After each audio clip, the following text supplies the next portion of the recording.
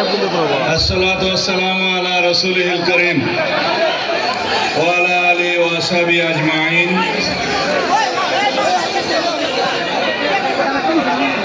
আজকের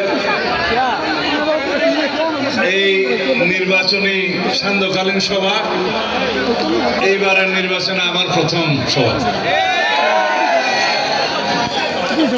মাগরিবের আগে দুলাজেরাতে মৌলানা আব্দুর রশিদ সাহেব হুজুরের কবর জিয়ারত করে ওইখানে দুই কথা বলেছিলাম, সেটা এরকম সভা নয়।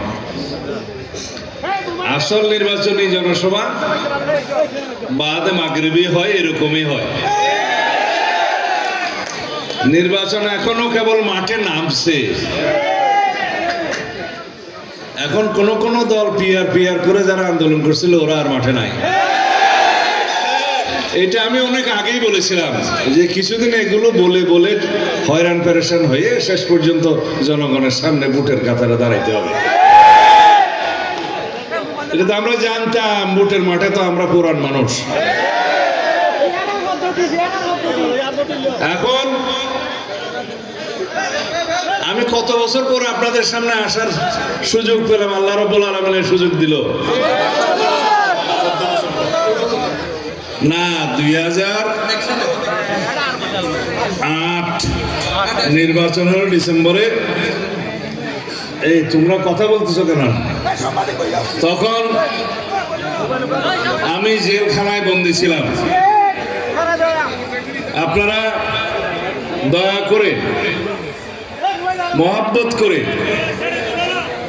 আপনারা আমার স্ত্রীকে, আপনাদের পুত্রবধূকে আমার চাইতেও বেশি ভোটের ব্যবধানে বিজয়ী করেছিলেন,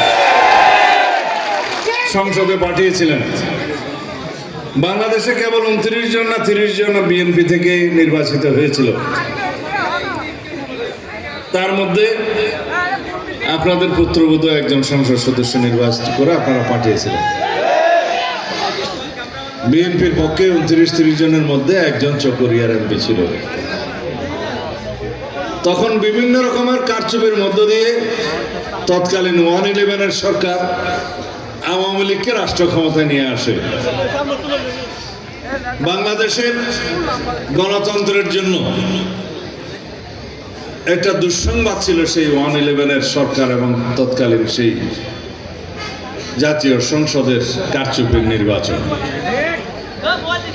ওই নির্বাচনে পার্শ্ববর্তী দেশের যোগ সাজসে 111-এর সামরিক মঈনুদ্দিন ফখরুদ্দিনের সরকার ষড়যন্ত্র করে বাংলাদেশের গণতন্ত্রের 12টা বাজিয়ে দিয়েছিল।